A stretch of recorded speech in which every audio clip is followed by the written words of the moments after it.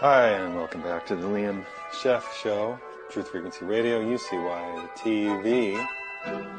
Are we a monogamous species? Let's look around the world.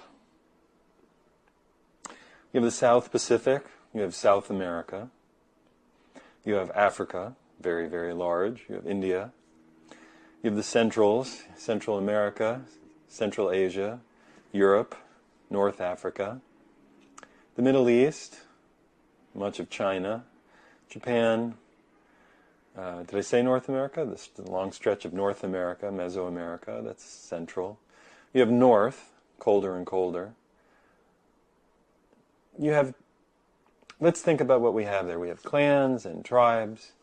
We have civilizations occurring more in the north, where there is winter.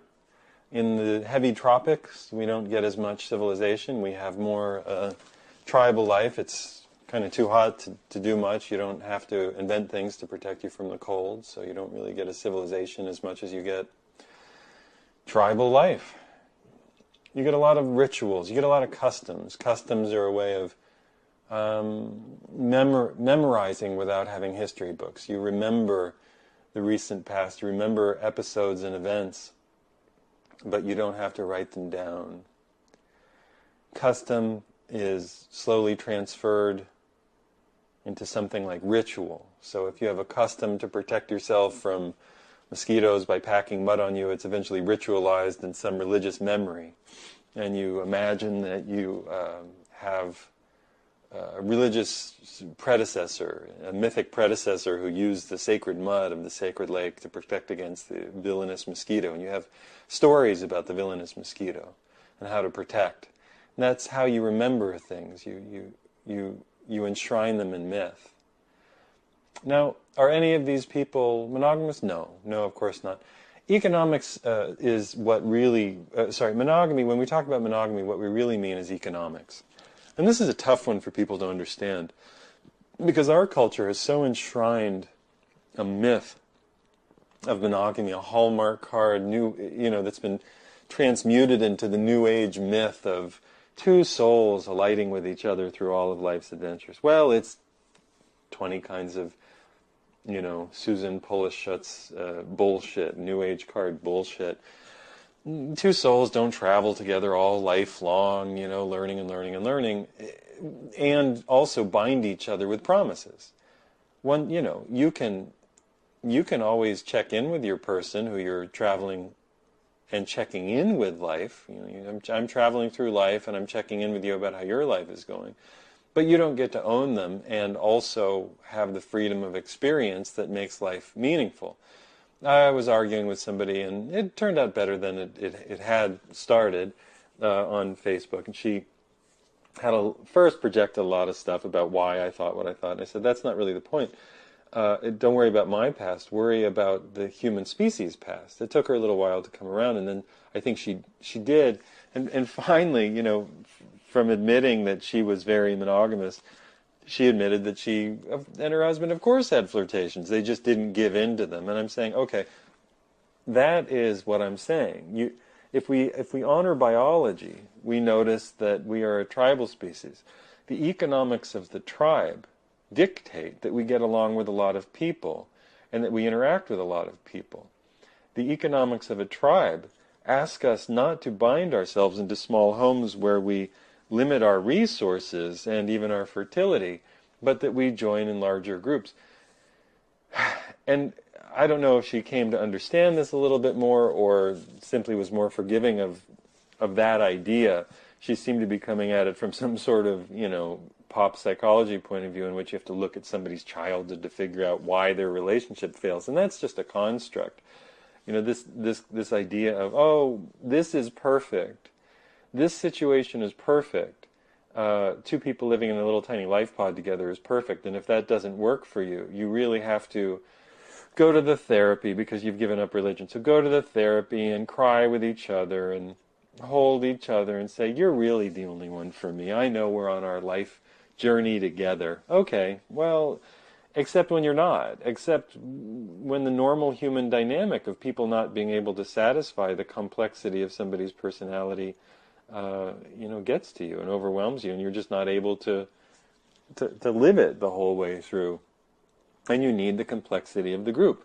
We are by nature a group animal, and in many ways we're also a solitary animal. Now, how do you reconcile those two things? You allow us to be a group animal sometimes and a solitary animal at other times. But we're never solely a two-person animal except in romantic moments. I'm reminded of so many tribal habits and tribal customs. Let's see. You'd have to go through tribes and look at the anthropologist reports. But the Trobrianders, or you can look at the people of Papua New Guinea, or you can look at the Maori, you can look at the...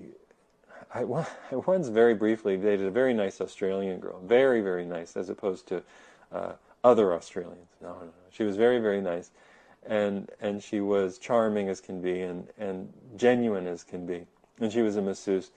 And she was, I think, going to give me a back rub. And I said, oh, I don't know, there's a little hair here or there. She said, oh, no, it's nothing. I'm used to massaging hairy Maoris. Hairy Maoris. Oh, it's nothing. Hey, it's nothing. Oh, it's nothing. She wasn't from wherever that accent's from. She wasn't from there. So, anyway, she was used to massaging hairy Maoris. But so, you can look at the Maori tribes and look at the way they organize their relationship structures. Pretty hard on the women at times. Men really never had it bad. Men always kind of were able to do what they wanted to if they did the hard work of going and killing things. And because they did that hard work, they were usually congratulated by, fine, take extra wives. Fine, women weren't, if I say that women were property of the home, that's not always as bad as you think. Women ran the home, and they organized the home, and they always had the privilege, or often had the privilege, of berating their husbands with long, long litanies of words and emotions that made them feel bad about things. And that's sort of one of the paybacks that women got. And then men would go into their little men's groups and talk about whatever they talked about. Most tribes weren't excessively honest. There were Native American tribes in which women had some rights. I'll have to learn to be more specific about the various tribes. That might be interesting. That will be interesting work to share with you, to share that with you.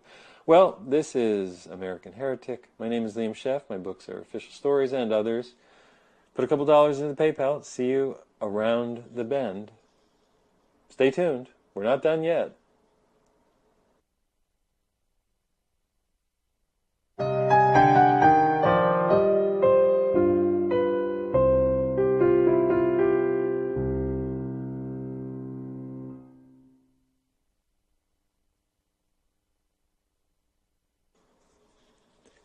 Welcome back to the show. Liam Scheff, Official Stories, American Heretic, funded by you. Contribute a couple dollars to the PayPal, or buy a book. It's a gift that keeps on giving, so I've been told, and yeah, it's a gift of love.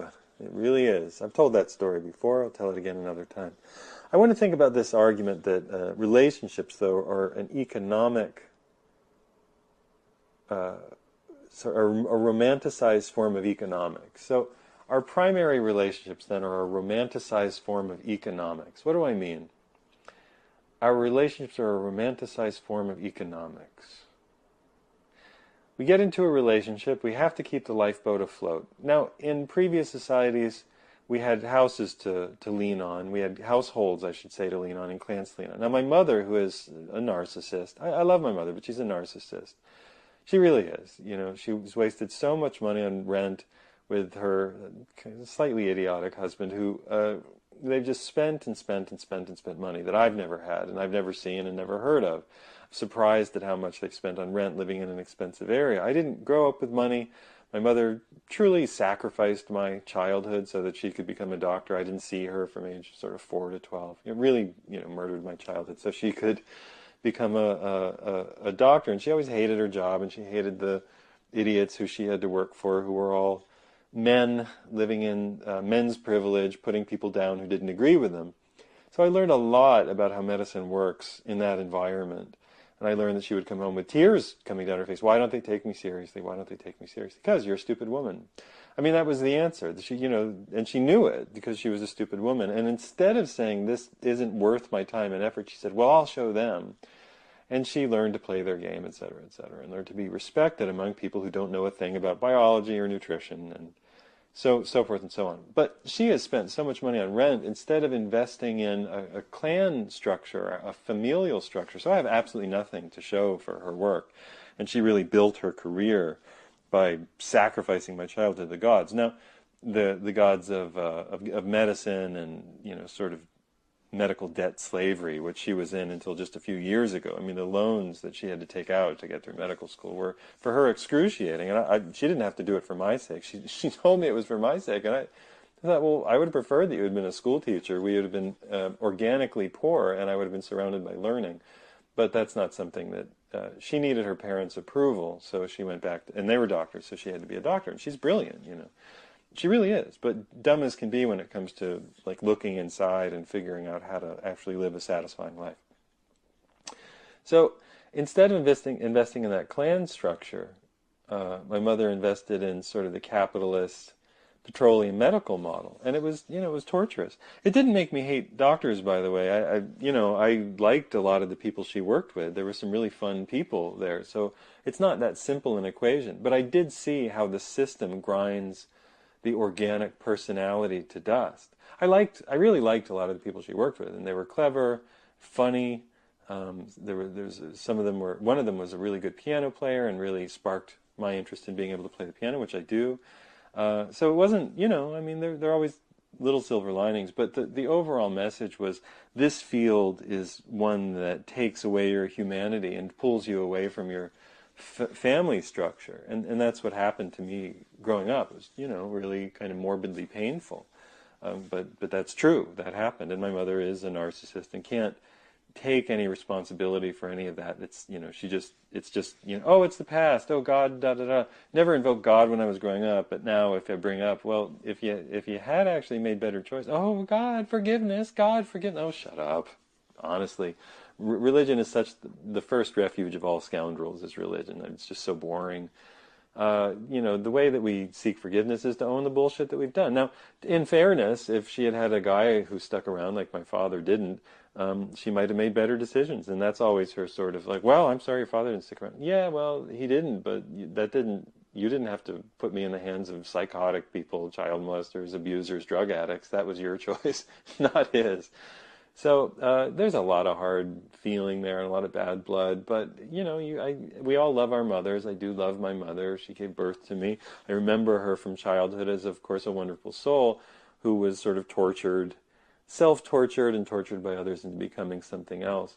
But the model of family, though, was really lost because she gave in to the capitalist model of raising kids rather than the organic model of seeking family. What if she had sought her brothers? She had has three brothers, and mother and father, and they'd said, oh, you're welcome here. Even though your husband was allowed, you're of course welcome in the family home. Now this is the traditional model of raising kids. Kids are raised in the maternal home, not the paternal home.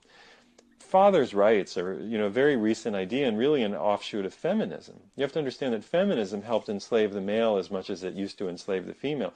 So now both male and female are enslaved into a kind of factory system of raising kids.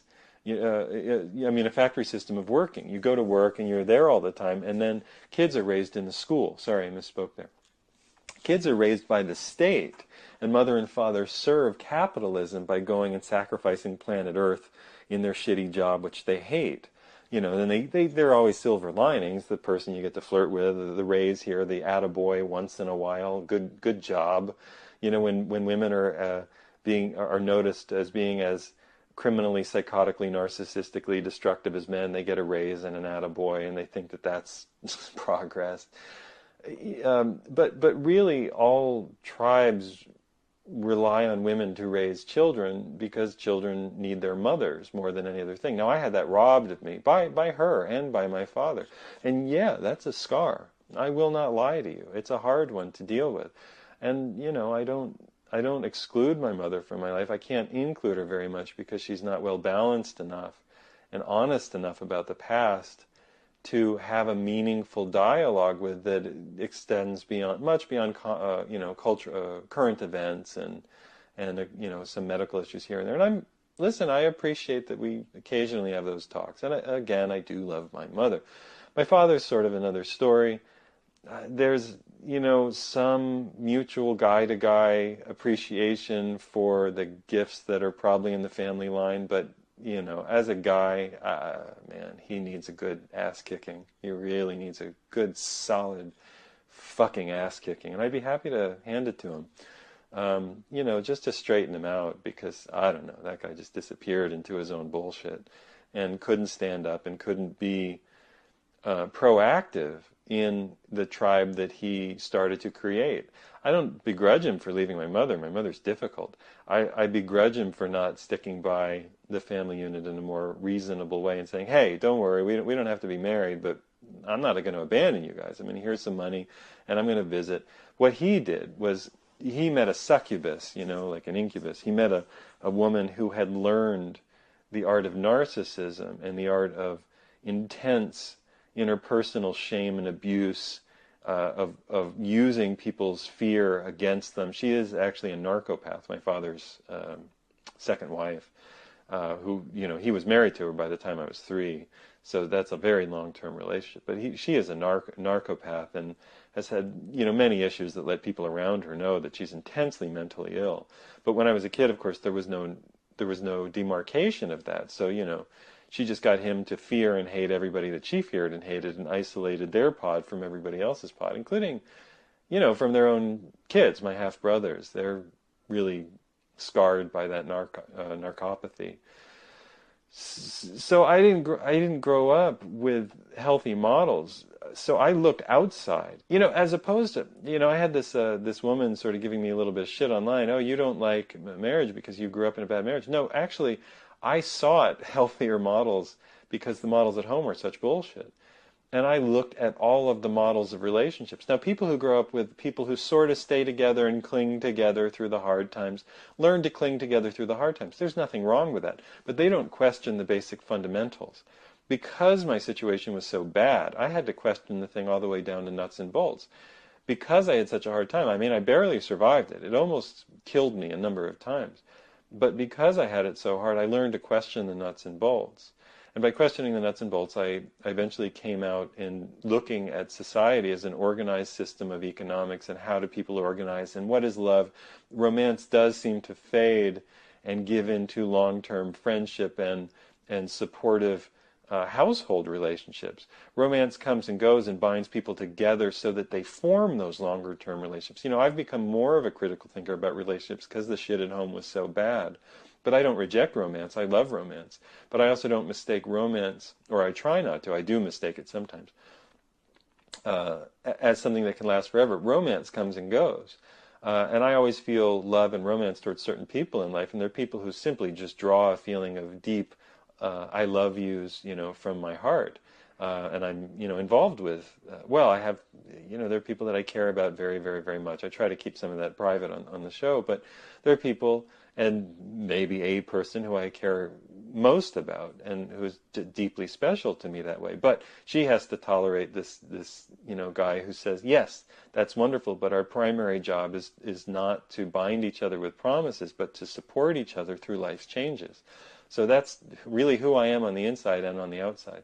So, it's always a little bit of juggling. Now, if we're going to talk about the nature of the human species over time, though, we have to talk about the economics of the human tribal structure as it gave way into the human town structure, the human farming structure. And it is to that I think I'll turn to in the next segment. We really moved from being... How do I say this? We really moved from being a tribal hunter-gatherer society in which it was impossible to do anything but raise children in groups, to let women restrict sex because they didn't want to get pregnant. Pregnancy destroyed their bodies. Pregnancy exhausted them. Children exhausted them. Oh, the idea that children are just a blessing You just go to some of the transcripts of what of modern tribal people encountering anthropologists have said. Children are a burden. We're fucking tired of it. We're exhausted by children. We want to retain a little bit of our looks, and the children just suck the life out of us. So mothers learn, mothers, as Will Durant has said, are the inventors of abortion, of contraception, of infanticide. Believe it or not, mothers sometimes don't want to be exhausted by something that they can't keep up with, which will suck all of the life out of them. Now, you're saying that all mothers are like that. I'm not saying all mothers are like that. I'm saying that motherhood is a limited resource, and mothers have to learn to manage it as much as men need to manage animals and game on the hoof, so that we don't eat all of it, or that we learn to save. Well, actually, women helped us save. Women are always the ones who help us save things. Men are such gluttons. Women can be, but they can't afford to be. They have a bloody monthly cycle that teaches them that they need to reserve energy. They have these little monkeys sucking the life milk out of them all the time, so they have to constantly have a reserve of energy. And if they don't get it, they can die, and then the next generation can die. So there's long games of economic stability. This is Liam Scheff. My book is Official Stories. This is American Heretic. We'll be back in the next segment. I will talk about the economics. I will try to formalize, streamline a thought about the economics of monogamy and the economics of the monogamy system that we think is all about romance and trust and promise. It's not. It's about economics and always has been. Romance comes and goes, but the household has to stay put or the society falls the fuck apart. Be back in a minute.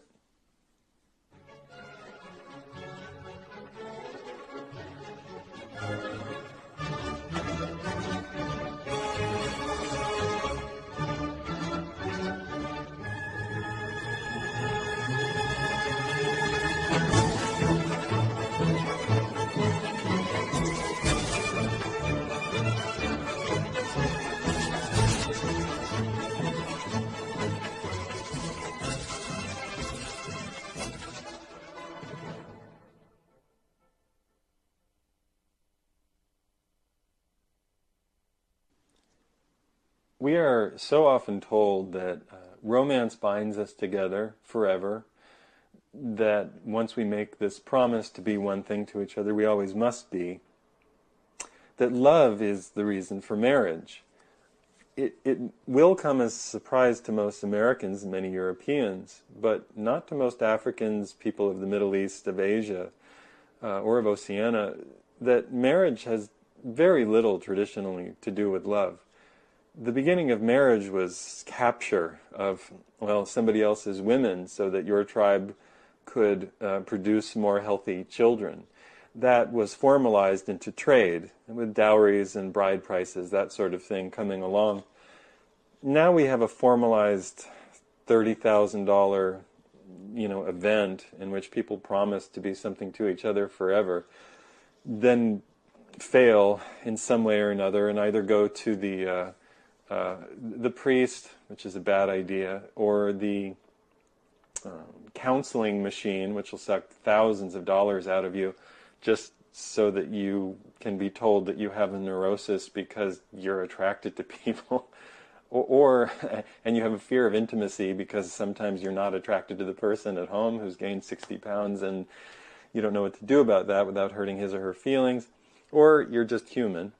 Or you have to go, of course, to the divorce machine and pay another $30,000 to $60,000 to $150,000 so that you can obliterate the thing that you started with a promise that you shouldn't have made at all.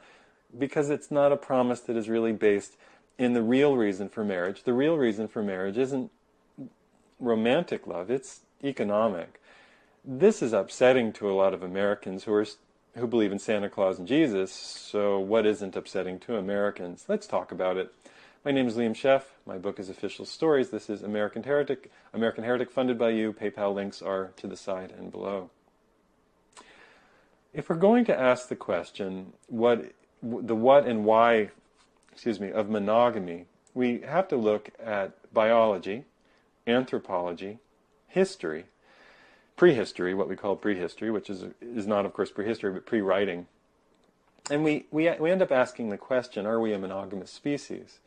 Now, traveling around the world, to the tribes of the world, the civilizations of the world, we don't find any evidence of biological monogamy. There is nothing in the human frame that says you can only mate with one person in a lifetime or produce children with one person in a lifetime. Actually, female vocalization during orgasm, loud female vocalization during orgasm, the sperm competition in the uterus and vagina seem to indicate that we're built for many sex acts, even during a period of heat, not estrus, but ovulation. This is covered by Chris Ryan and Casilda Jethai in their book Sex at Dawn, but they're just, quoting the medical research and literature, anthropological research and literature, and knitting it together. We're not biologically a monogamous animal. Now, people will come along and say that spiritually we owe it to each other to promise genital, I don't know what you want to call it, slavery to each other. There's no tribe on earth that's ever practiced this, especially the American tribe. And perhaps we should focus on the American tribe a little and figure out our economic system. Our economic system, as opposed to every tribe that ever existed or civilization that existed, is a two-person household. Now, the Greeks didn't practice life in a two-person household. No matter which city-state or polis you're talking about, they practiced a large extended family with many, many slaves. Slaves in the wealthy families outnumbering the blood inhabitants by 10 to 1. The Roman households were the same. Large extended families, including many, adoptive members and many slaves. And slavery in the ancient world isn't like chattel slavery of the Americas where you're whipped and beaten all the time, although that did happen in the mines. Slaves in Rome were often essentially well-paid people living very expensive, cushy lives working for wealthy people. You'd have to consider it more like a company man. Slavery in the ancient world under the Romans especially was more like being a company man. You could be a slave just abused and used in the mines and die in short order. You could work in the fields, and that's tough work. You could essentially be used for sex, and if you were good at it, you could have a very good life. There are, things left to slaves who were lovers, both heterosexual and homosexual. So the ancient world's household ran on slavery or servitude or serfdom and large extended families. In the ancient world, sex was available any time of the day or night. You could walk down to the various neighborhoods and hills of ancient Rome and pay for a little bit of whatever you wanted. The ancient Greek world had no prohibition against sex with whomever you wanted. The only real prohibitions against sex, and these weren't really followed, were to be a receptive partner in homosexuality. That was left to the slaves. But of course, if you wanted to, you would, and you'd keep it discreet. What you'd call being a top as a homosexual was looked at with great respect because you're even more of a man. So our ideas of homosexual and heterosexuality in the modern world have no currency in the ancient world. They're total modern, frankly homophobic constructs that don't, again, carry any real historical weight, except they do pop out of some references in Judaism and Leviticus, which is where we do get a lot of our marching orders, which is problematic. So economics of the household in the ancient world moved around how you maintained paying all of those people, and you needed energy. I've said before that the energy of the ancient world was grain. Therefore, the energy of the ancient world was sunlight and the ability to procure food from the land. The Egyptians, who had the best land of the ancient world and for long, long, long periods of time because of the regularly flooding Nile, and they held the fertile material spewed out of the Nile in the lands. They became very, very good at that sort of intensive canal farming, or holding the water in paddies and keeping the fertility there. That was the breadbasket of the world, if the world was the Mediterranean. And the Romans essentially held in serfdom Egypt so they could have that currency. Well, the ancient Roman world, they had the latifundia and then Egypt. The ancient Roman world depended on that, so you depended on slavery and serfdom and so on.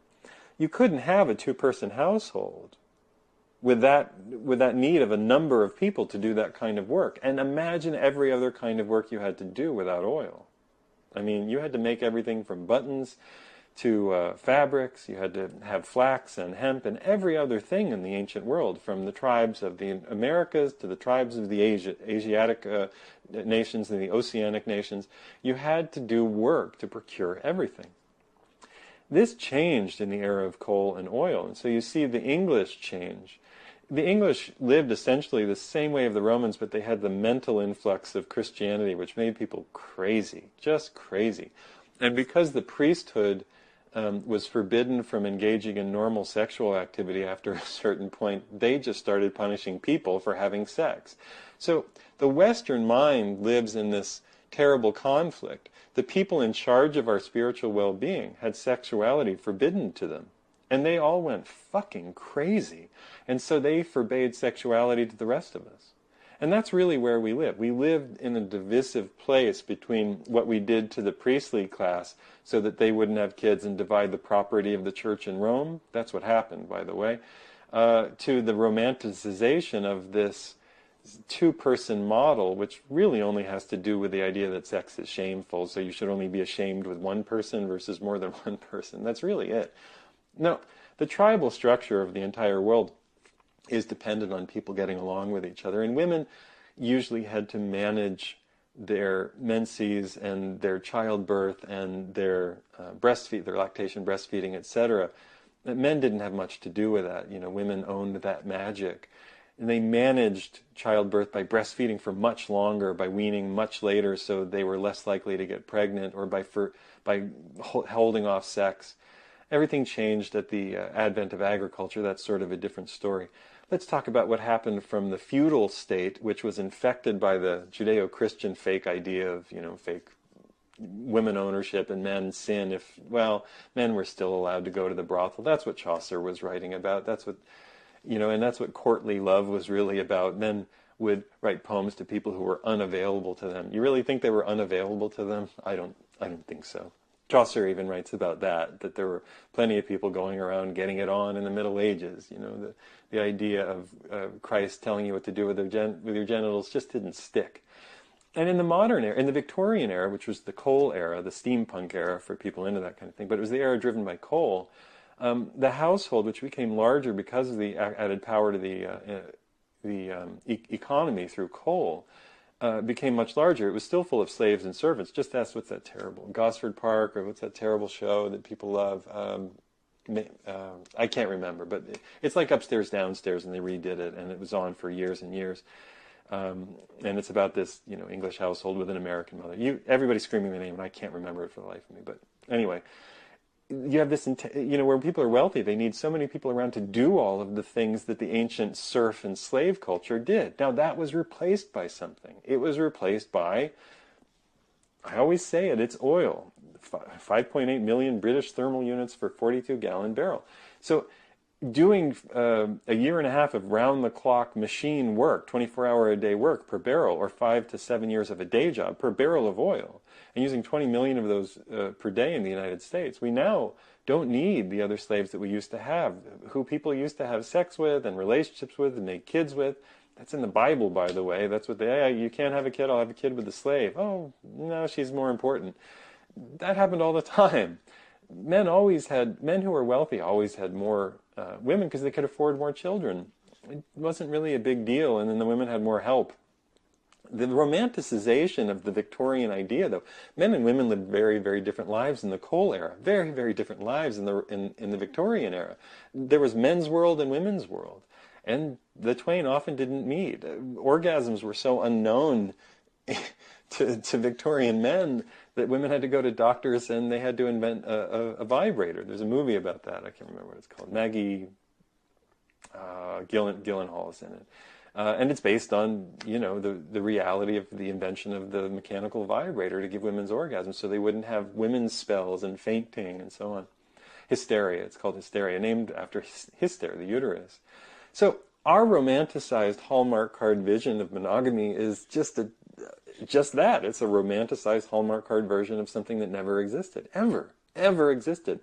Women's rights came around in the 70s, really, at the era of high use of oil. And feminism instead of really freeing women, actually just moved women into the psychotic workplace where they replicate the same kind of raping of nature job. You can get equal wages for equal pay, but equal pay at what? Nothing useful. Just raping the land to make more Coke and Pepsi, and work in advertising and other meaningless pursuits that sell petroleum products to more dupes and people and enslave us all. So women got to rise to the level of equal slavery in a slave system of petroleum use, as men did, and men were told that they had to behave exactly like women in relationships and no longer have the fun and freedom that they used to have. Women and men then became equal in a slave system.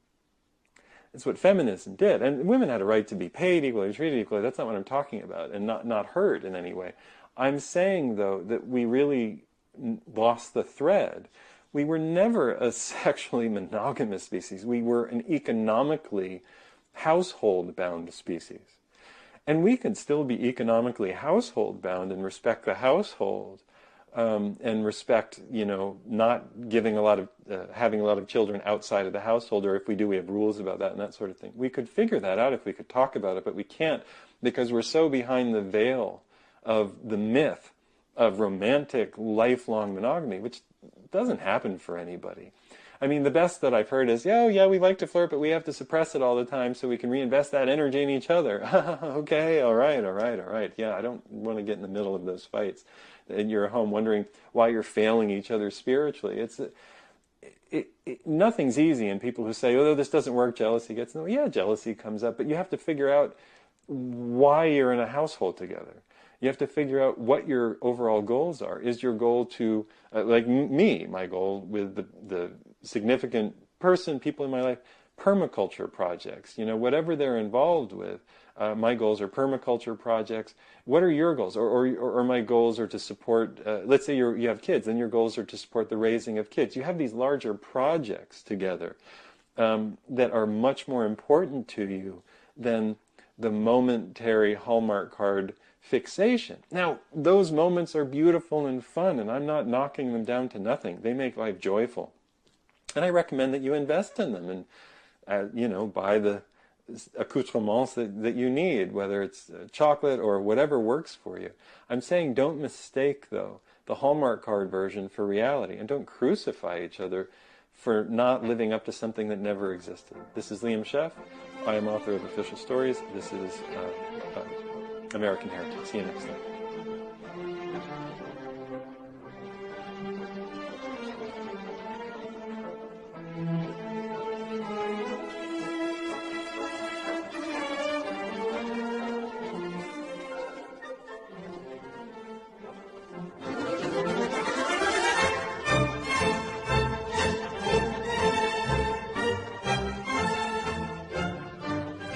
So, if we understand then that the economics are what drive our social affiliations with each other, then we can kind of forgive each other for flirtations or affections. But then you have to ask the big questions. Like, let's say that you really like somebody, and you're in a position, and you would talk about, hey, honey, we've been together for years, and I would love to have a child with this person, and the Spartans actually allowed that. If there was a guy who had had some kids with somebody, but he was getting older, because Spartan men were always older than Spartan women, although Athenian men were much older than their wives, whereas Spartan men were a little closer in age. But if a Spartan husband was just kind of too old and the woman was just seen as, truly a eugenic cream of the crop, the Spartans were very much like that. A man could approach and say, "Hey, do you mind if I could we do each other the honor? Of allowing your wife to make a child with me, because she is of such prime stock. She is of such incredible lineage and strength and beauty, and strength being the operative thing in Spartan culture." And that transaction would take place. Yeah, of course you can. Thank you for honoring my wife, and we'd be happy to, because in Sparta the children were raised essentially in barracks, so it didn't really matter anyway. It was a very, very hard and demanding life for the boys who lived. Those who weren't fit were exposed. So there was a lot of, it was a very eugenic society, the one that we celebrate with Gerard Butler in the 300. Where did we start, though? What were we talking about? Oh, yeah, the economics, though, in the modern world, because we're all told to be in these two-person suburban plywood walled homes, and we're all supposed to live this way, we actually believe it. We believe that this is the way that we have to live, and we're afraid to do anything else. The state taxes us as couples, so you couldn't live in an extended home, and it's difficult to live in an extended home with, 2 wives or 3 husbands or something like that, unless you're just dispositionally okay with it. Somebody was complaining on one of my videos on the fake book that she had been raised in a Mormon home, and it was another kind of mental slavery where you're told how to be and told you have to get married this way. And I wrote her and I said, we're kind of parsing here. You're talking about religion, and I'm talking about sexuality. So we're still talking about force. If you're forced to be in a relationship that you don't want to be in, you're not going to enjoy it. But if I'm talking about adults making decisions in which they're quite aware, you may derive a great deal more enjoyment or growth or happiness from that, or at least you'll understand that you have chosen it. All of life, of course, has elements of suffering, unfortunately. So how would you proceed then? Let's say that you're older, you've been married for a while, you have a kid, and you say, I'd like to have some extra freedoms. And so you have extra freedoms, and that's going well for a while, and then somebody comes home and goes, shit. Shit what? Well, I'm pregnant, or somebody else is pregnant. Oh. Well, now you have to have a very different set of discussions, which is, do we have an abortion, or does your girlfriend have an abortion, or do we have enough money that you can actually have this kid and know that we're going, or is this person somebody I can tolerate and get along with, and that we'll essentially raise our kids together? Until you say that last bit, you're like, oh my God, what are we going to do? What are we going to do? Well, you could decide to raise the kids together. This is, of course, unheard of in the modern world. Of course, it also happens all the time in the modern world. And people of two-family divorces, where everybody's remarried now, Brady Bunch style, but they end up raising kids together, or not Brady Bunch style, they end up raising kids together. Yeah, well, Brady Bunch style, but imagine that both of those people's spouses weren't dead, that's how they got away with it on the Brady Bunch, and they were just divorced. Imagine then that there were all of these combined families that said, shit, let's put aside our differences and get along. That actually happens sometimes. Sometimes it doesn't work, sometimes it does work. But there are high-functioning combined families out there too. And that's worth noting. We are able to do these things. It is built into the species to be able to tolerate each other enough and well enough, if we have a little bit of personal space, to enjoy stepbrothers and stepsisters as siblings, and to really care about them, or half-brothers and half-sisters as siblings. I have 2 half-brothers, and I loved them very much growing up. I haven't been able to see them because my father did such a good job of destroying and exploding the family and it not sort of taking responsibility for his bullshit, that it's difficult to talk with them because they have to take a side. They have to take a side, and I definitely take a side, which is that my father was totally irresponsible and kind of a shithead. And instead of, that's sort of harder for them to be okay because our divisive society makes people take sides. On the other hand, I know couples, and I've known couples who've been divorced whose kids get along and they tolerate, or even are still very good friends with. They decided that because the romance faded from the relationship was no reason to destroy a good family structure, and they're managing okay. There seem to be possibilities in us if we allow us to think of ourselves as having possibilities. If we decide there are no possibilities, well, we don't get any, do we? I mean, if we decide there's nothing to do but what the church and state say, then we fail, and we go to the divorce machine or the church monster and totally sacrifice everything and grind it into dust and bits, and what's left? Nothing. Just hatred and acrimony and maybe vengeance and retribution or projection and psychological torment. So I end up with a mother, personally, Liam, ends up with a mother and father who are very immature, psychologically unfulfilled, psychologically immature, throwing money, which, I wish they would have sent my way, but didn't, into their own holes in their psyche to try to prop up something that fulfills some of their needs in their lives, instead of just facing a past in which they made terrible, terrible, isolating decisions. Terrible, terrible decisions, which didn't work out for anybody. And because they all had to start over. Now, my father started over very, immediately with a woman who found him and found the Jewish doctor that she was looking for, she being a narcissistic, probably terribly abused, anorexic, bulimic, chain-smoking, black-eyed wraith of a woman, if you can call her that, found this guy, entangled him up. He was very weak-minded in her web, and pulled him away from all of his responsibilities except to that of injecting children with poison. It's called being a pediatrician and making money. And she got a lot out of that because she married up. She was essentially some sort of hillbilly coal miner's daughter without the talent or the grit of Loretta Lynn. And she just found, and since he was so un-Jewish, it was okay, and she could sort of bend him into celebrating everything else, being Christian about it, and fitting in, and so she got that, but she didn't have a sense of community about her, because the narcissistic culture of heavy fundamentalist Christianity or Catholicism that spit her out broken in pieces couldn't do anything but make a broken family, which had to isolate people from each other rather than bring in people. She could have brought me in and welcomed me as family, but she had to see me as the enemy, the other, because my mother was so smart, and my stepmother was really not as, she was clever and conniving, but she wasn't as intellectually gifted in any way as my mother. She looked at me as a threat, and I was seen, instead of something to be enjoyed and celebrated, as, she had to put me down and call me stupid. So I actually thought I was stupid growing up, which may surprise you, but I didn't. I was told all sorts of terrible things about myself, and because she said those things, I guess I carried them through, and I was so full of doubt, I was afraid to try things. So you can see how, and I had to talk to myself about that and be more willing to try things over time. So you can see how one broken person infects another, and I think that our system is a system of broken people lasting hundreds and hundreds and hundreds and hundreds and thousands of years.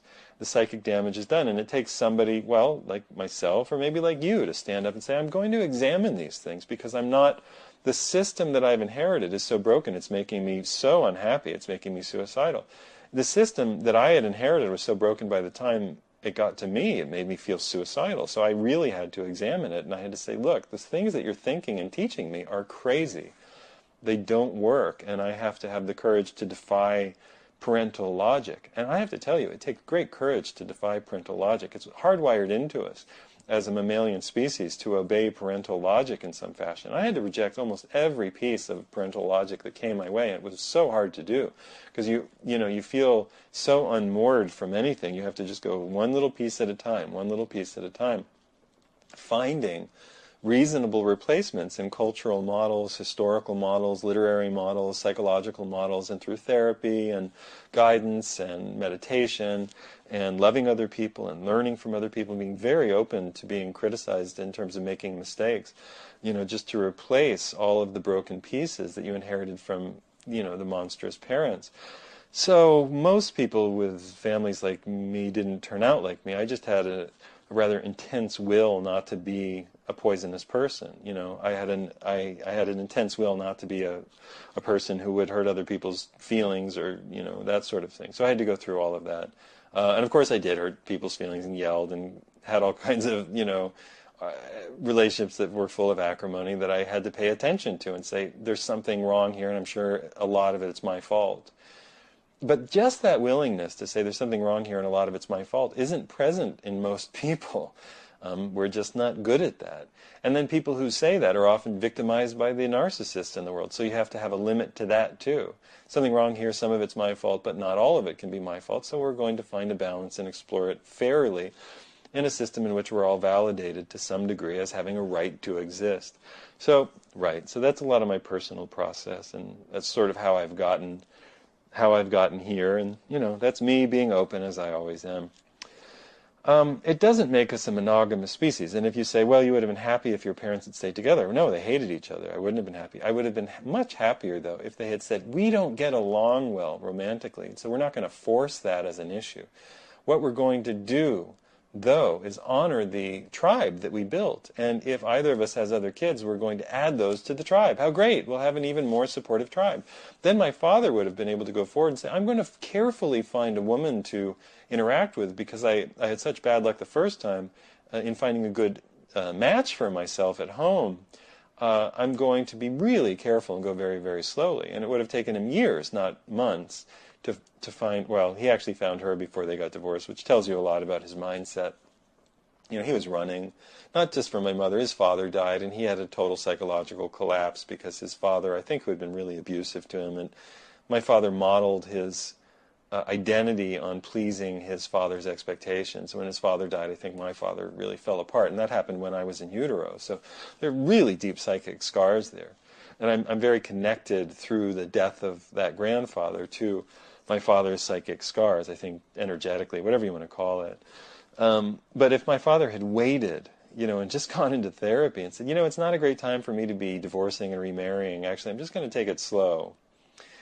My life could have been very different, and I could have been surrounded by people who understood the transient nature of romance, but understood the absolute necessity of supporting long-term tribal, call them familial structures. And what a blessing that would have been. What a blessing that would have been.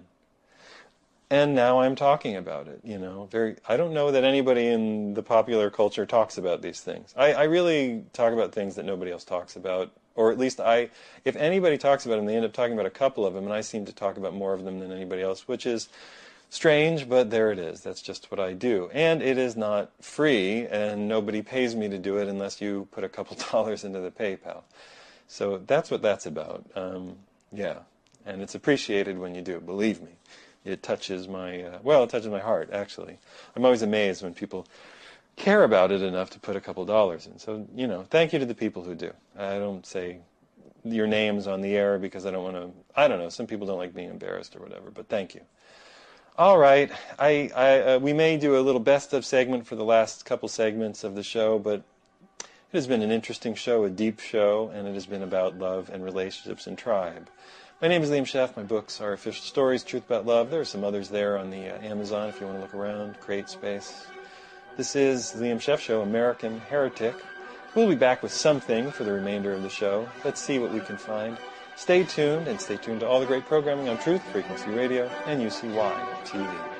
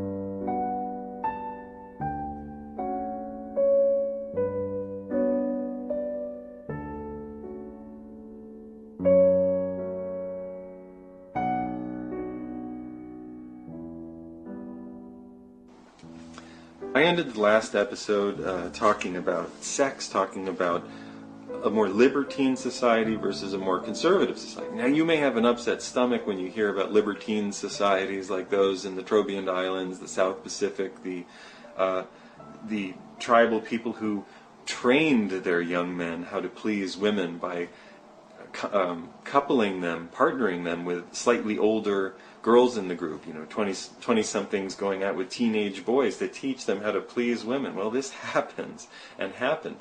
But it's all about how much energy you have in the society.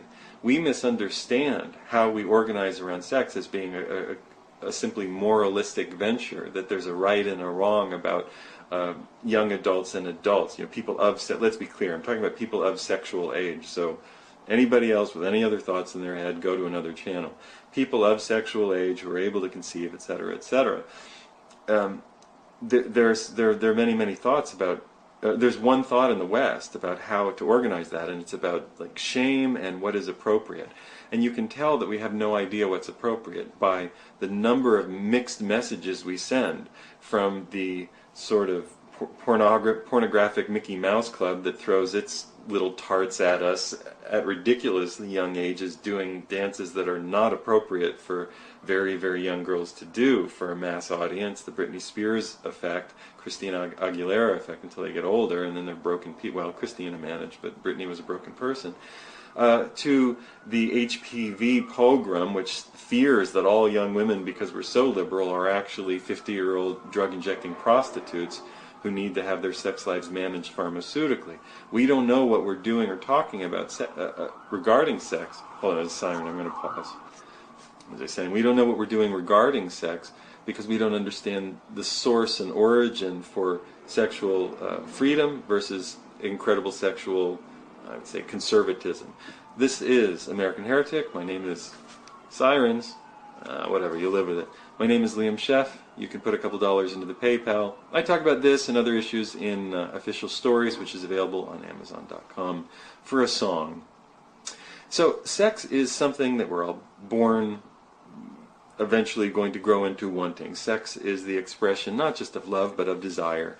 And desire has to do with mysteries that we don't understand. Desire is I want to encounter somebody who turns me on, turns on my mind, turns on my body, turns on my what I feel is my spirit, my energetic spirit, my electromagnetic spirit. We don't know why that happens. We have no idea. It just happens. You can write all the poetry in the world about it. It's still going to happen. You'll never dissect it. You'll never find the part of the brain that tunes you into precisely somebody's pheromone at a particular time of day, at a particular time of your life, that makes you want to remember some stories from Shakespeare, Edward de Vere, if you want to go that way, and I do, or of who's another great, or of Rumi, who turns you on to these wonderful ideas, or who makes you read the Bible and wonder what it is until you get to Song of Songs and goes, well, they're finally making sense. Of course, we're turned on by each other. We're mammalian species. We're excited by each other. Sex drives us nuts, it drives us crazy, we want it, but we also, the problem with sex is procreation, always. The problem is that sex in people who are of sexual age, who are driven by that pheromonal excitement, hormonal excitement, really doesn't care much about,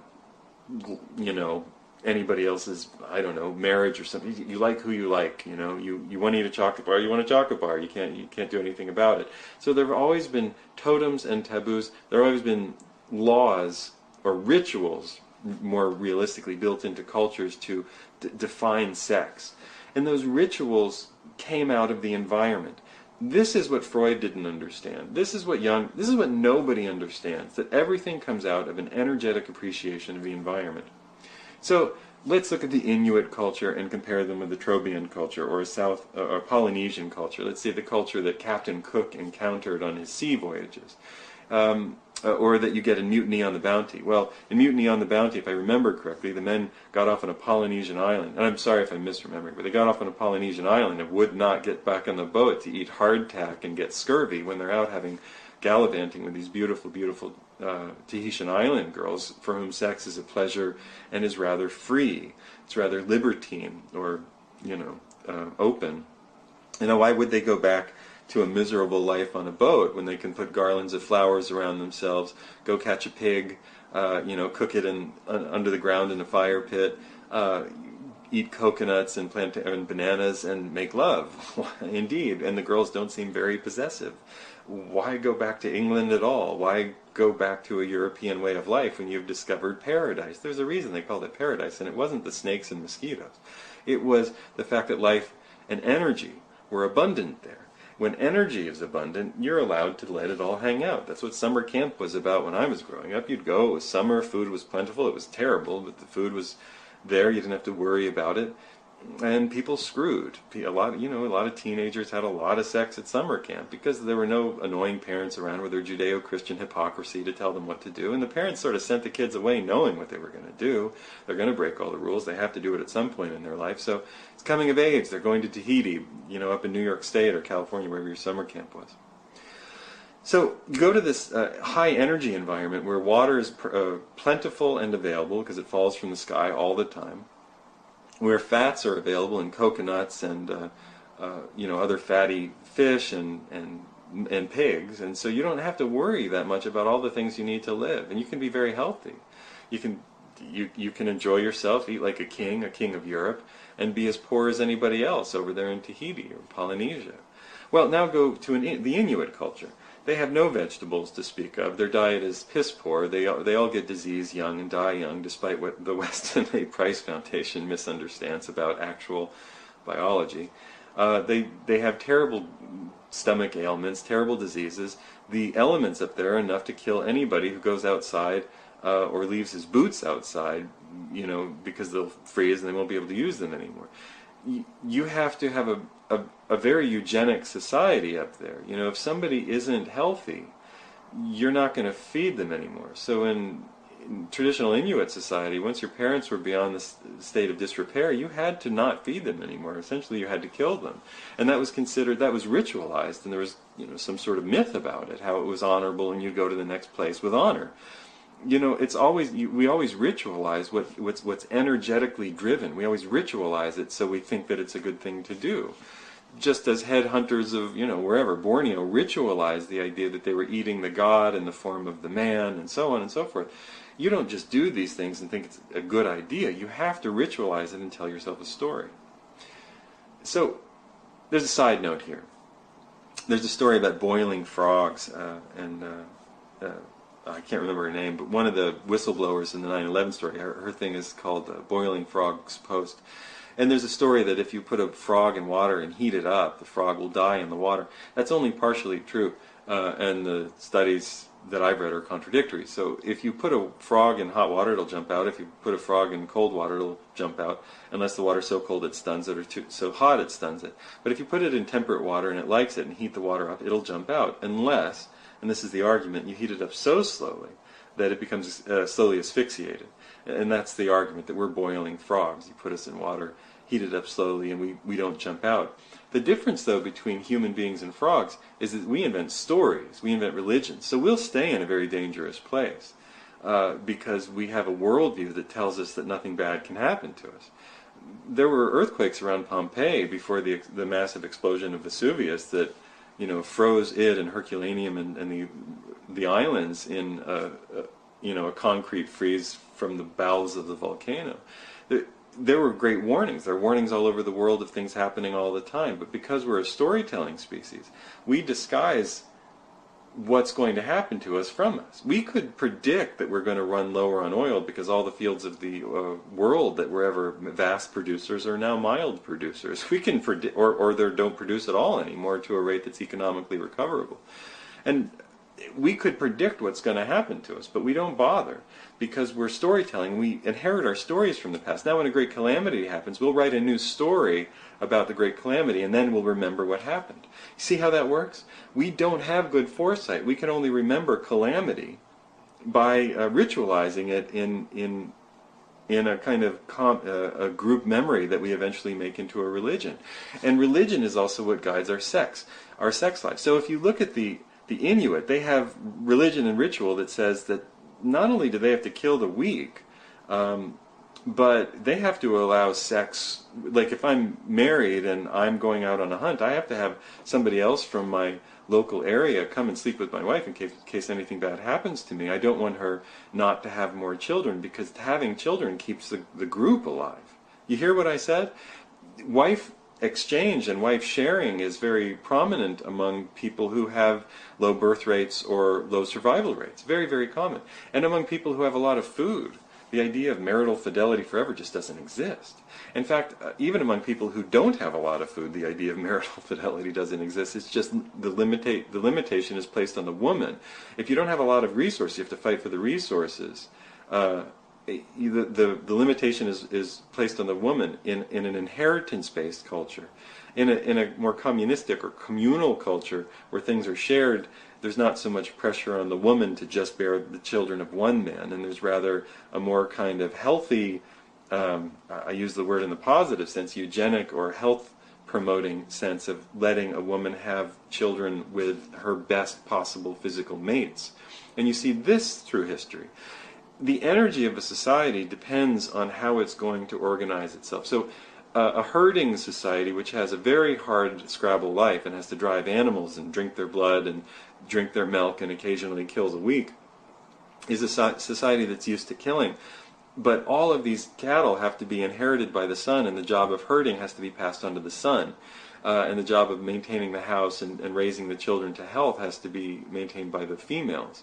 So a man can have as many wives as he can afford, but a woman can only have children by the one male, so she is the bearer of the lineage that he will pass on to. You see how that works? They have a limited amount of energy and a particular way of managing life. But of course, what we call adultery, which is kind of a silly word for, I don't know, not doing that, exists in every culture. Men who are wealthy enough, energetically, in terms of possessions of grain or meat or animals, are allowed to have as many wives as they can afford. And the more that they have, the more honored they are, because it means the more energy that they have, the wealthier they are. Wealth is energy. It's not money, it's energy. Money is just a stand-in for energy. But if you're in a tribe or a society that has, and you're very wealthy in that society, you're generous, you give gifts, and people eat at your table and give you honors, you can have as much of whatever as you want, but the women have to bear your children. But if you live in a society that's not inheritance-based, because you're not farming or you're not herding animals, you're just going to share more equally among the men and women. And in terms of your sex lives, you may fall in love with somebody and have a marriage with them by which you raise a child. But that child is then bound to the mother for the period of breastfeeding and nurturing. That's a couple of years, a few years. The women often don't want to have children in succession, so they'll put off sex. They'll breastfeed for up to 4 years. There are stories in the anthropological literature of, Will Durant was talking about this, of children learning to smoke before they had been weaned of the breast. So women have ways of not getting pregnant again, and they've always practiced that too. So we've always been a eugenic, abortion and contraception-seeking species, because women don't always want to have more kids. Children are exhausting, and women want to keep their figure and not, die during childbirth. The mythologization, the ritualization of sort of the anti-choice movement, the idea that abortion is murder. Every tribe on the earth commits murder all the time. We have so much food in this society, people don't see a reason not to keep unwanted kids around. But in societies around the world where the kid isn't wanted or isn't healthy, it's gone. It's brutal. You don't have to like it, but this is the species you belong to. And of course the abortion state with the Planned Parenthood and the sucking it out of the body and the using the body parts is unbelievably detestable and disgusting. But it's part of the human species in a mechanistic, industrial way. You can see the mechanization and industrialization of something like, population control, which was always practiced. So you can see that sex gets its marching orders from energy. If there's a lot of energy in the society, sex is quite liberal. And there's a lot of energy in our society, and note that sex, despite the old Judeo-Christian mind fucks about it, is quite liberal. People have sex online and in word and in deed and in photographs and in movies and in hourly hotels and in the affair. And the affair is just there so that people have sex but don't disrupt the two-person lifeboat that keeps the economy going. And I've talked about that. I'll talk about that on the next episode. I'll talk about how the two-person lifeboat is used essentially as a mythologization of morality, but it really only has to do with economics. I've talked about it before. I'll talk about it again.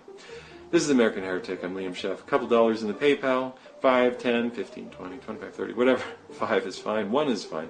Whatever you can afford if you enjoyed this message or learned something along the way. See you next time.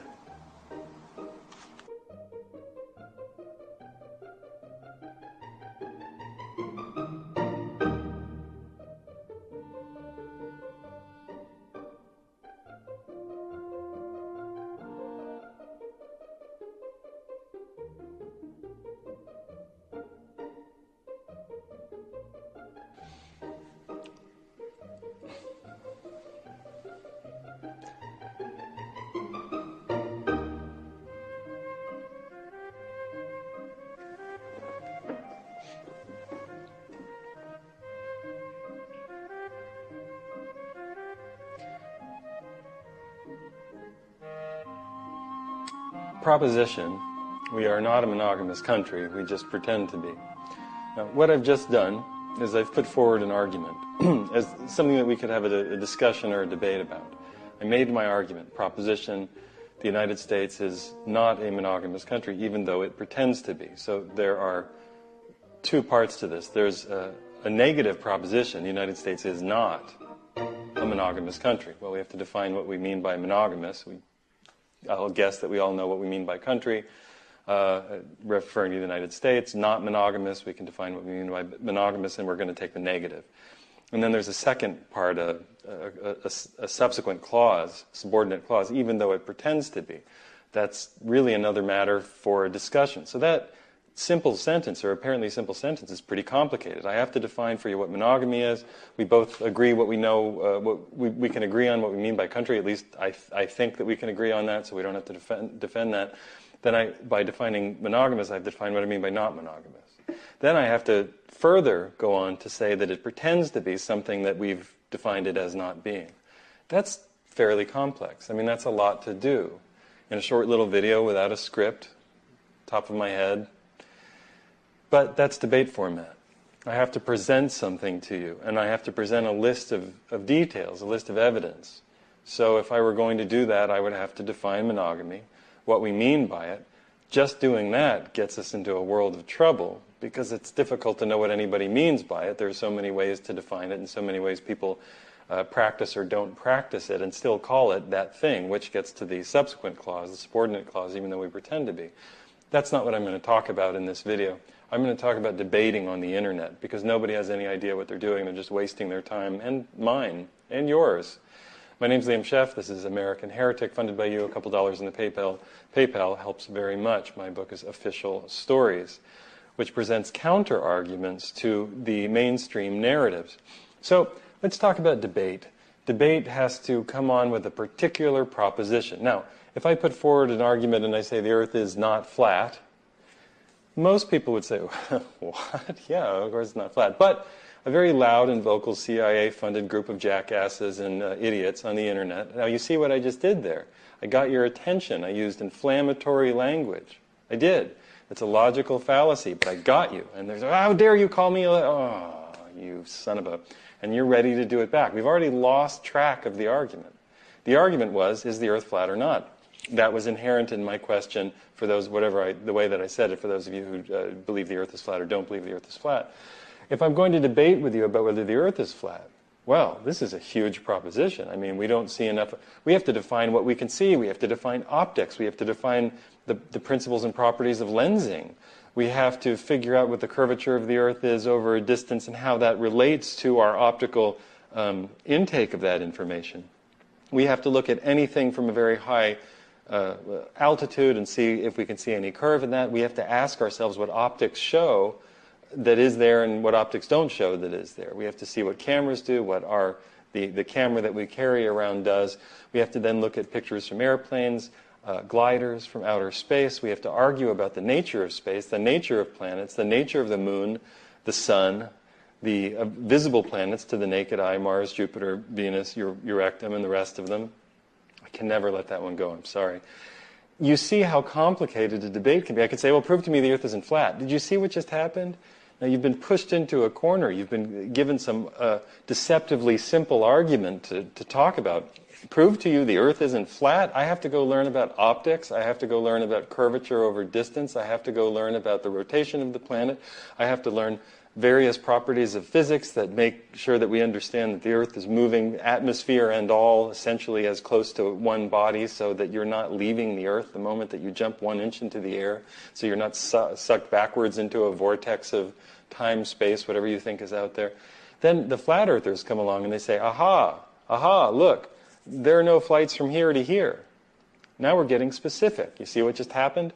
We're taking the macro argument, the meta argument, the large-scale overarching argument, the Earth is round or not round, the Earth is flat or not flat. Prove to me the Earth is round, prove to me the Earth is flat, in versions of each other, same argument, with many different details, and many of the same, and we're taking one detail. When you get into an argument online, people will pull you in and say, everybody knows that HIV causes AIDS. Did you see what they just did?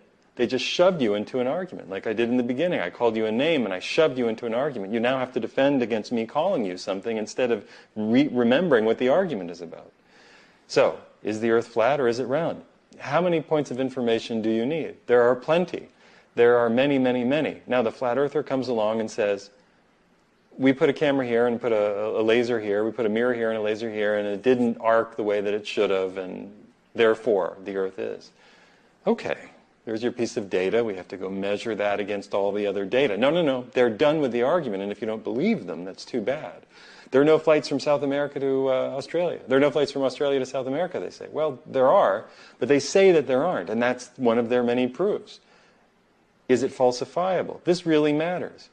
When you enter a real debate, and you're in a debate forum or a debate club or a speakers club, a debate class, and you put forward something, you're going to get a certain amount of time to present your pro argument, and another team over here is going to present their con argument. You're going to present your best for 10 minutes, 8 minutes, 6 minutes, whatever you get, and they're going to present their best for 5, 8, 6, whatever they have, same amount of time. Same amount of time. They used to have a water clock, because it would give them the same amount of time. In the ancient world, how much time do you have? They had a clock filled with water, and the pro and the con in a jury trial would give a speech for the exact same amount of time. At least that's the story.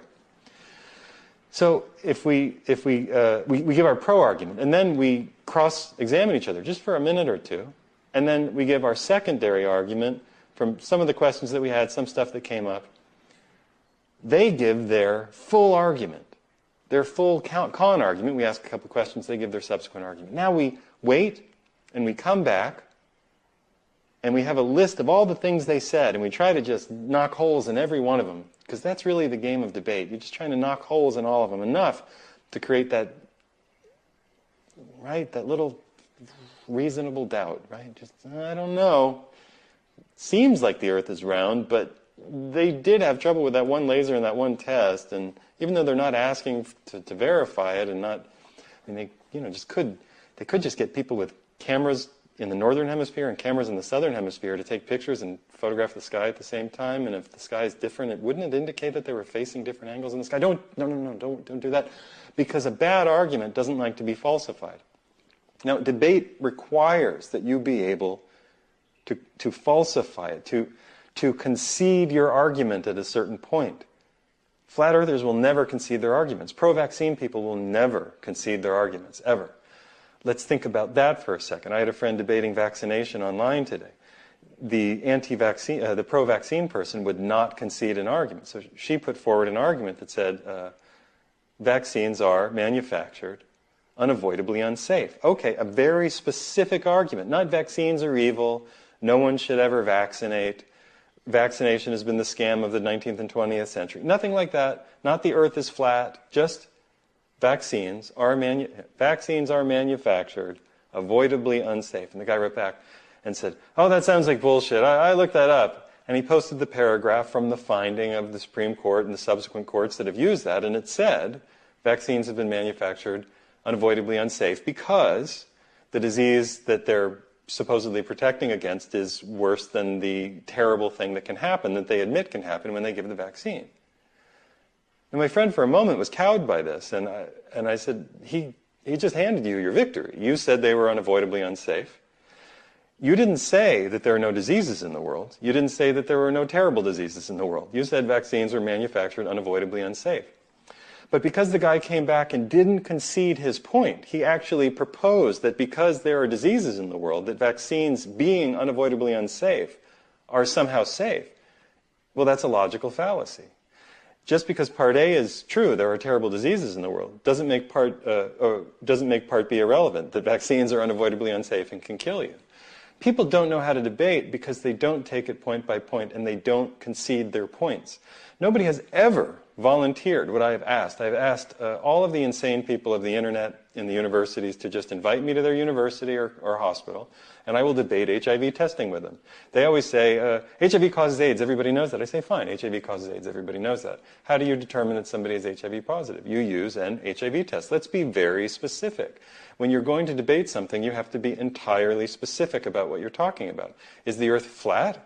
Well, you have to be very specific. You say there are no flights from South America to Australia or Australia to South America. Well, what if I find flights with video footage and traveler information and reviews? Is that good enough? What else do you want? What about shadows cast on the Earth from the same, using sticks to cast different shadows because of different curvature or different angles of light? What about that? Not good? You don't want that? What about the moon really looking like a round rock in space that has light cast on it from a certain point that moves slowly around the Earth for 28, 29 day cycles while the Earth spins in 24 hours, thus giving the illusion of a moon that changes over a month? No? Not good? No, the Earth's flat because you say it is. Well, vaccinations are safe because you don't buy that they're not unavoidably unsafe because there are bad diseases in the world. This is pretzel logic. Nobody wants to build a concedable argument. I mean, we went into the Middle East to look for oil, and we've been holding on to the oil. But you can't concede that because you can create an emotional argument about Saddam Hussein having been a bad guy. Is that the argument? Does Saddam Hussein have to have been a good guy for us to have gone in to hold oil in the Middle East? You see what happens? We're easily tricked. We're easily tricked. These are not the droids you're looking for is not just a story in a Star Wars movie. We're very easily deceived, but it's usually about emotion. Well, you'd be a good American. You're a bad American if. Well, you don't want these children to die, do you? Well, what about polio, huh? You have to be in favor of vaccination because we stopped polio. Bring up the polio arguments. Let's be very specific. Can we define our terms and debate them? Will you concede a point at a time, O loyal opposition? Will you concede that we sprayed DDT on mass quantities of the population? Will we concede that they used to call polio the rich kids' disease because poor kids who didn't eat fruit that was covered in Paris green, lead, arsenic, and copper didn't succumb to the same paralysis? Will you concede anything in the medical database? Anything, any of it? Will you concede that formaldehyde, squalene, and the polysorbates, the aluminum and thimerosal, the mercury, are neurologically, biologically detrimental? Will you concede any of it? Or does all of that get erased because there are bad diseases in the world? People do not know how to hold a bloody debate, and so they think that they lose all the time. And they argue long past the point that they've won. It happens all the time. If you're really talking with somebody, there are these jackasses and losers. See, I got you. What do you mean, jackasses? You don't even know where I'm going with it, and you're mad. Easiest thing to do is call somebody names. Now, people come and call me names all the time. You don't believe in the flat earth, you Zionist, Rothschild, succubus. Okay, goodbye. No, I don't believe in the flat earth because I look at astronomy all the time and I look at scads and scads and scads and oodles of data, and it convinces me over the period of time looking at it that the evidence is resilient, that the world is turning and round, and I pay attention to many accepted laws of physics. Some I accept, some I don't. It's an electromagnetic universe, not a gravity-only universe. I pick my arguments where the information and the data leads, but you cannot rush on your way to a final judgment, like the earth is flat or injecting people with mercury and thimerosal is safe. Flat earthers and pro-vaccine people have a lot in common. They have everything, in fact, in common. They need very little evidence and a lot of emotion to stick to their points. Maybe they should get together, be the flat earth pro-vaccine camp. Maybe then we would understand who they all are.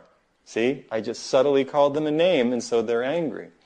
Now, if we get away from the name calling, and I talk about the idiots and jackasses who come and tell me that there are water-powered cars that will save us from oil running lower.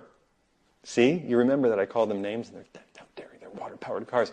And these people will send me, and I'm not talking about the nice people, I'm talking about the ones who don't do the research after I ask them to do the research. There are no water-powered cars. There are hydrogen-powered cars. And you get the hydrogen out of the water by putting a strong electrical zap in it. You generate the electricity. By boiling the water, it spins a paddle, it hits the donkey that pulls the wire that makes the electricity. Something like that. Nobody knows how to debate. If you really weren't interested in winning the debate, but interested in actually having a debate, the internet would be a very quiet place, and there would be no comments on YouTube. Most of the stuff that comes out in favor of vaccines, in favor of flat Earth, in favor of the current AIDS, cancer, whatever paradigms, is mostly a lot of emotion and a little bit of math. Just back-of-the-envelope bullshit that's supposed to cover all the differences. I suggest that you define your terms very carefully before you get into a debate, because it's not a debate, it's an argument. You're just hashing it out and going nowhere on Facebook. Don't do it. Ask them to define their terms. Ask them to define the specific case that they're talking about.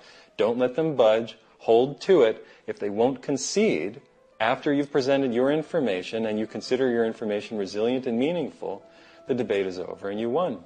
You don't get anything for it, because the military-industrial petro-complex controls everything. And on that note, have a great night. My name's Liam Scheff. This is American Heretic. A couple dollars in the PayPal helps this debate keep going.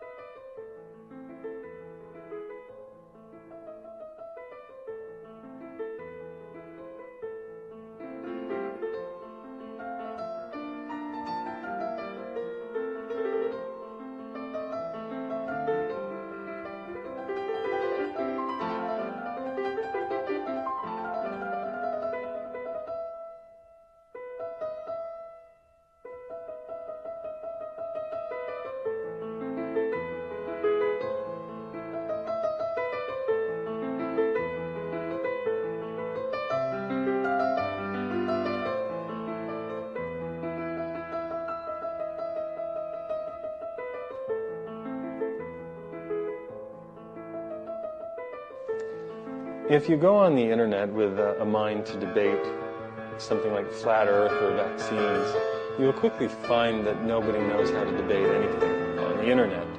I'd like to just give you a few tips, if I can, in this short video. My name's Liam Scheff. My books are Official Stories, The Truth About Love. This is American Heretic. PayPal links to the side and below. If you're going to debate, you have to propose an initial argument. You have to have a proposition. Proposition: vaccines are safe and effective. You then have to have supporting data for that. You present that data.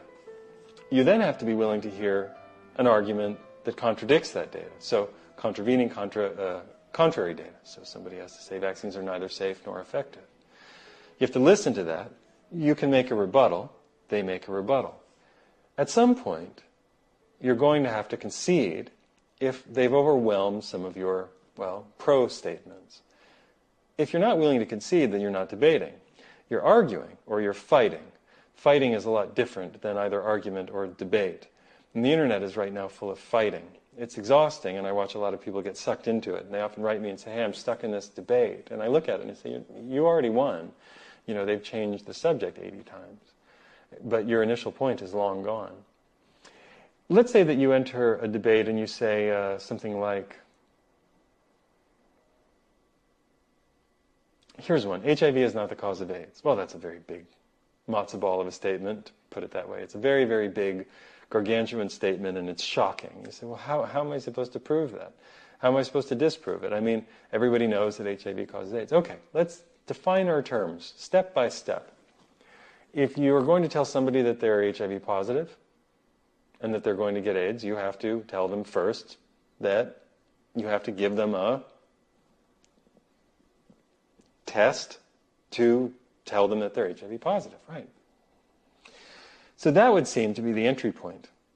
Because if you can't tell somebody, based on something resilient, repeatable, standardized, well understood, well typified, and reproducible, that they are in fact a particular thing, then you can't go to statement B. You can't say that the cooties virus causes cooties, or that, that's good enough. The cooties virus causes cooties. You can't say that unless you have a cooties test. So let's say that we're going to then, instead of saying, does HIV cause AIDS, we're going to say, how good is the HIV test? do HIV test, in fact, test for HIV. Now we're getting somewhere. We're defining our terms. We're refining the argument. We're making it something that we can actually demonstrate. It's not saying something like the Earth is flat. I know it because you're stupid, and this video makes it look like the Earth is flat. That's an argument from insult and ad hominem. It's a kind of a non sequitur. It's an argument without enough information. So the Earth looks flat in this video has not been tested or contradicted. You're not testing it from a variety of angles. So you have the HIV argument. Somebody comes at you with a huge statement like vaccines are safe and effective. You have to wait. Are we going to debate? We have to define our terms. It's very important that we define our terms. What do you mean by a vaccine? Oh, shit, we have to define our terms. HIV causes AIDS. We have to define what we mean. What is AIDS? What is HIV? How do you define somebody being HIV positive? How do you define somebody being HPV positive? How do you define HPV causing cervical cancer? You have to define all of these terms. If you're in a fight with somebody online and they tell you that you are crazy and a liar, they're not debating you. They're insulting you. And you don't have to talk to them anymore. You don't get anything for it. There's no great internet database of, wins and losses. There's just a lot of time wasting. I mean, most of the stuff that goes on is people desperately trying to convince other people that their children have been hurt by deadly chemicals, and that's the only reason they're so-called debating, because they're hurt. Their hearts have been broken, and their children are damaged, and they're trying to get some attention for it that is meaningful. But they're not allowed a seat in a public forum, like a phony news program like Democracy Now! Or a phony news program like any other news program, or a phony information site like Huffington Post. They're not actually allowed space to present their arguments, so they go and they debate people that they don't know online. I suspect a lot of these people are operatives. I truly suspect a lot of the people who have time to go and make counter-arguments to critical arguments. Follow what I said there. The people who have time to squash critical arguments are paid opposition, most likely. Because, and by paid, they may be PhD students. They may have been set by a professor to go have some fun with people online. They may be PhDs who simply enjoy doing it because it satisfies their ego to beat up on people who don't have PhDs. They may be small-minded absolutists who are fighting for something that you don't understand. Or, very likely, there may be a group of highly gifted sociopaths paid by government proxy agencies who go into sub-basements with 15 or 20 screens on at one time, playing 15 or 20 roles, interacting with you online and winding you up. Don't discount that as a possibility. Don't. There are people who are gifted enough and sociopathic enough to do just that. So if you end up in a debate and you're not getting anywhere, pause and say, can we define our terms? Just, can we define our terms? What is it that you are seeking? What is your argument? That vaccines are safe and effective? What would you take as contraindicating evidence? What would you do that as contrary evidence to that, contravening evidence? At what point would you allow yourself to be considered sufficiently challenged that you would call yourself having been falsified, to use that terminology? At which point do you give up the ghost and say, I cannot absolutely hold on to this point anymore? If you're fighting with somebody and they're pretending to be diplomatic, and you get a sense that they're so agenda-driven that they won't listen, put it to them and say, can we define what we're actually debating here? Just for a moment, can we define a specific point? Is it that thimerosal is not dangerous? Can we just define that? Because if we can do that, if we can just talk about whether thimerosal or mercury has ever been dangerous, or should we debate whether it's ever been in a vaccine? You have to ask, what exactly are we talking about? There are people who will wind you up. They will change the topic and change the topic and change the topic. And you, being inexperienced in this, will think that this is what a debate is. It's not. That's just a game of cat and mouse, and you're the mouse. They can do this all day long. They just keep putting out crumbs and you chase them like a little cat across the floor. Oh, I said you were the mouse. But anyway, now you're a dog or a cat. You're a rodent chasing a shiny object. Oh, the rodents chase shiny objects. I'm mixing my metaphors, and they'll do that to you too. I think that you get the point of this. I don't need to belabor it. If you go online to debate, define your terms. If you feel like you're being pushed around, stop and say, here is what I think I'm debating with you. I don't know you. So, would you kindly please tell me what you think you're debating with me? If they're not able to do that, well, you've just discovered somebody that you can flick away. You don't have to waste your time anymore.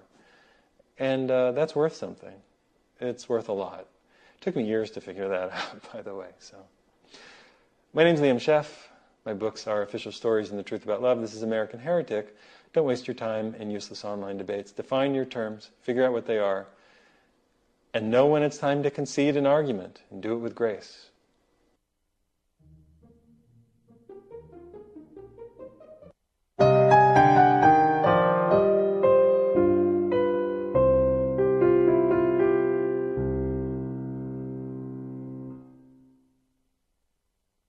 My name's Liam Scheff. This is American Heretic, funded by you.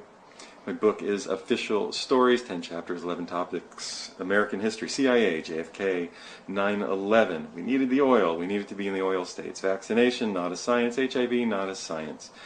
Big Bang, not a science. Plate tectonics, not a science. Shakespeare, not history. It's all there for you to think about. I'm presenting you counter-arguments to the historical fabrications that you've been fed. Scratch beneath the surface, scratching beneath the cervix is a very different story for another time.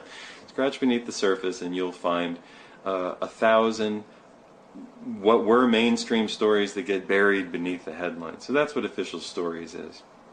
Scratching beneath the cervix, I don't recommend scratching. Go very gently. It's something that I talk about when I talk about sex, because we are not a very monogamous species. I want to talk about, not biologically, not historically, not archaeologically, anthropologically, not in our inheritance, not in our worldview, not even healthily are we a very monogamous species. We'll talk about that a little.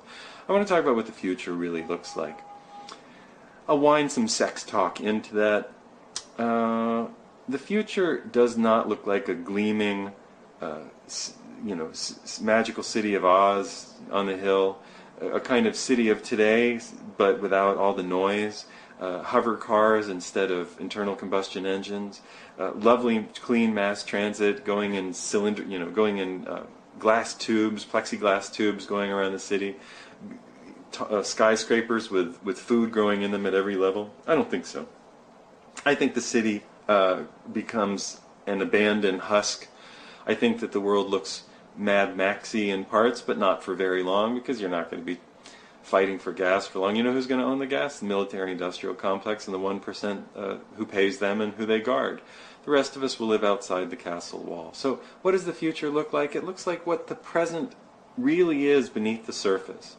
If we take away the glossy surface and the flood of oil that coats our daily lives, we pull back all of the machinery that brings us our food, and food is immediately relocalized. We are immediately relocalizing the production of food, or we're dying. And mass death is something that will be happening this century, I predict. You save magical deus ex machina intervention, and that's only for the books, that's only for the Greek plays. We don't get that in real life. Save all of that gobbledygook that you get in fiction, because we can't stand to have the hero die. In real life, a lot of people in starvation scenarios die. And people who don't have enough energy in their society, and that energy is the plow horse, the peasant to make the land work, die. Just go to Maoist Russia, go to Maoist China, and Stalinist Russia. You see tens of millions of people dying in short order because they didn't have enough energy in the land, or from the sun, or from the floodplain or the river to make the energy that they all needed to live. And the people managing that burgeoning population mismanaged it, because you cannot manage large populations from the top down. One of the things that's going to happen in America, and is happening now in Europe, it'll happen all over China, is decentralization. Now, we've gone through a centralization process, and that centralization process doesn't have anything to do with us, glomming on to Thomas Paine or the rights of man, or Thomas Jefferson, or his adversary Hamilton. Alexander Hamilton. It's none of these personalities. Libertarians always believe in personality politics. I think I don't know if Stefan Molyneux believes in personality politics, but Arianna Huffington, personality politics. We've got to vote this way, we've got to vote that way, or at least we have to vote liberal, which is represented by these people. That's all a myth. Personalities only represent energetic movements. If there's enough energy in the land, if there's enough energy in the people, if there's enough sunlight, enough rain, enough floodplain from the river, enough fertility, then you feed people, and politics become pretty liberal. And if things had been conservative, because you had come from a more difficult time, and they're getting more abundant, then politics shift. And you seem to embody that shift in a couple of people who say, we can shift now, but you can't shift unless you have the energy to do it. That point is, and I know that that coin just hit the bottom of your brass, your spittoon over there. Ka-ping! We know that on Collective Evolution and Huffington Post, everybody believes that we can just shift. Oh, we can just shift. No, you can't. If you don't have the energy in your society at a thermodynamic level, at an energetic level of food and abundant fuel, you're not going to have a shift in the direction of more freedom. So the personalities that come along that end up being favored will favor a downshift into conservatism. People think that Trump is a problem or is something that you have to think about. Trump represents the knowledge that we're more poor than we used to be. We're more poor than we were in the 90s and even the 80s. We don't have essentially free Saudi oil that we used to have. It's gone. We're paying a lot more for worse quality product. People in the oil business know this, and they're desperately trying to sell us on oil that's buried 3 miles beneath the ocean. We'll never get it. We'll never get it. The internet's full of, Peter Pan fans. I do believe in fairies. I do believe in fairies. I do believe in free energy. I do believe in water cars. Okay, whatever. You can believe anything you want. In the Middle Ages, they believed Jesus was coming back and was going to save us all.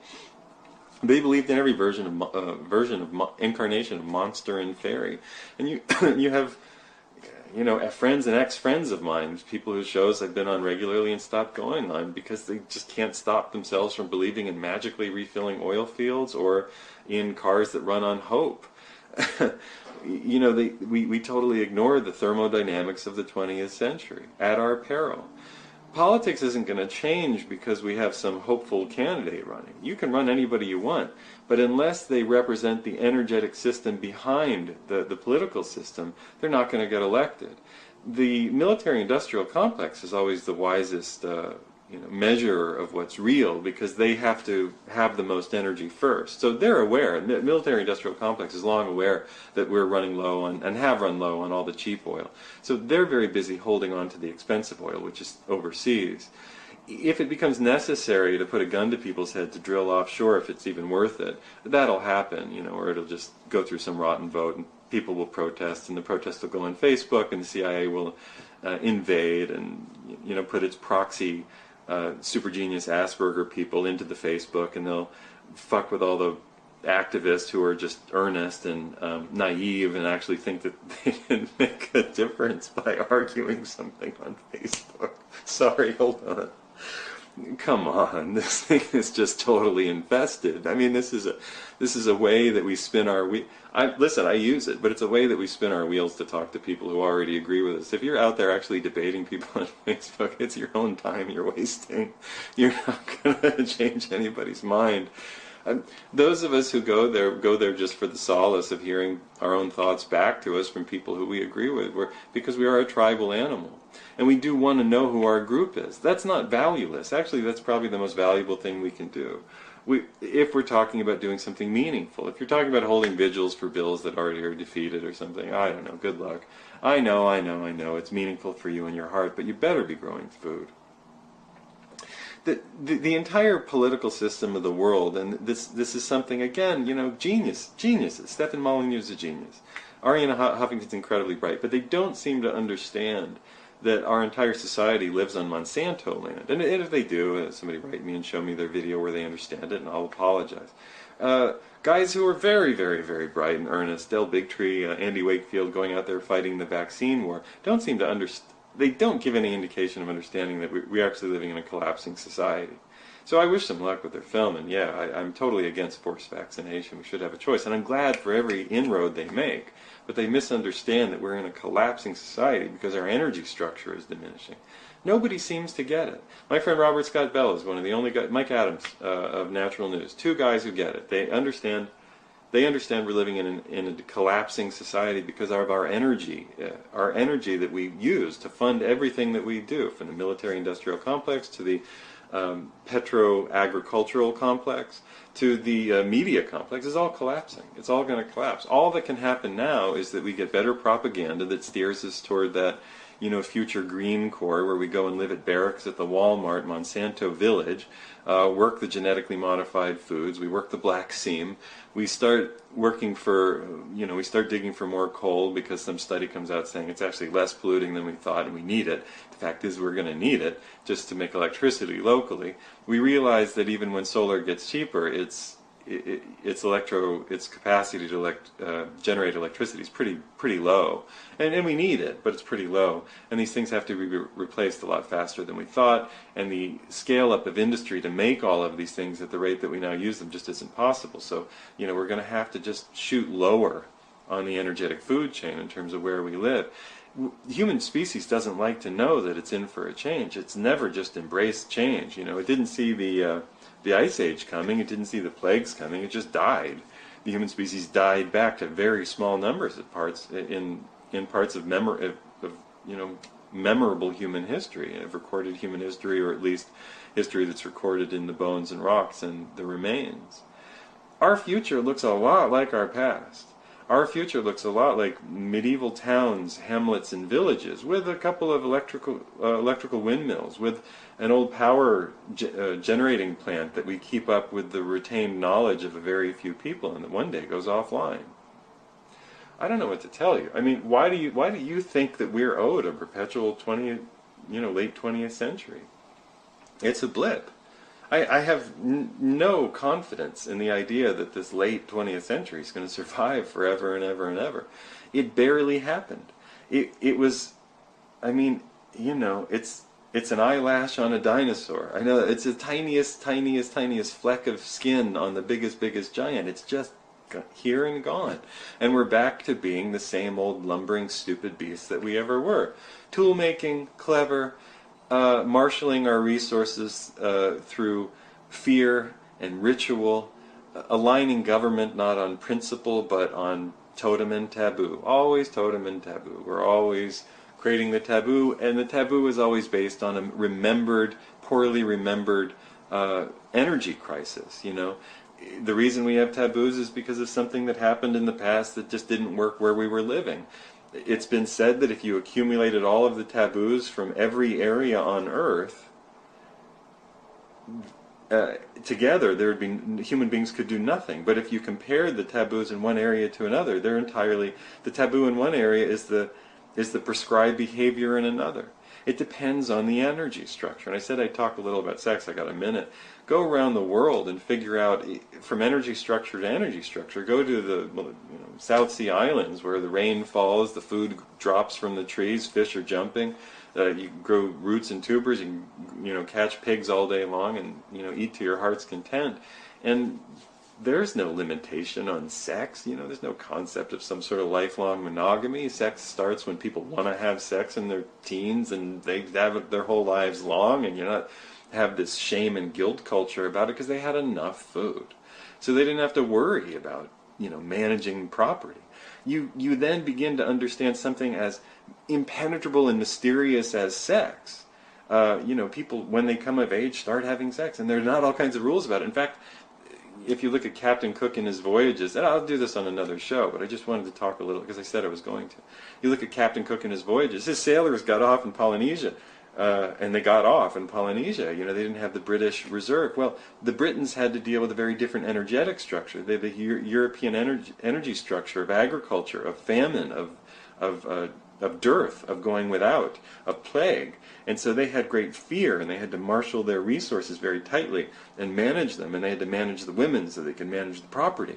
Down there in the South Sea Islands, you got very, very good-looking young women saying, yeah, okay, we can have sex. And now you understand the energetic difference about how we... Yeah, I'm going to save this for the next episode. I'm going to save... We're going to continue this talk in the next episode because I can't round the corner with it. Sex, like all things in a society, like technology, like ritual, like fear, are all based in energy. And the most important idea that I can give you is to look at the future as you can predict the future based on how much energy we have. And you can see who's going to lapse back into a hard, cataclysmic, Armageddon wanting, fearing Jesus land, or a Muhammad land, an Allah land, and who's going to be down there in the South Pacific going, yeah, we don't have too much to worry about, do what you want, enjoy yourself. We raise the children in groups, so it doesn't matter if you get pregnant when you're 17, because it's a kid for the group to raise, and that builds our tribe, and we're happy about that, because we got enough food, and the gods are good. And you can just see the difference in the tribal mindset from plenty of energy to a paucity of energy. Nobody gets it. I'm the only one I know who talks about this, except for some of the peak oil guys, and they don't really go back into history very far. So here I am, Liam Scheff, American Heretic.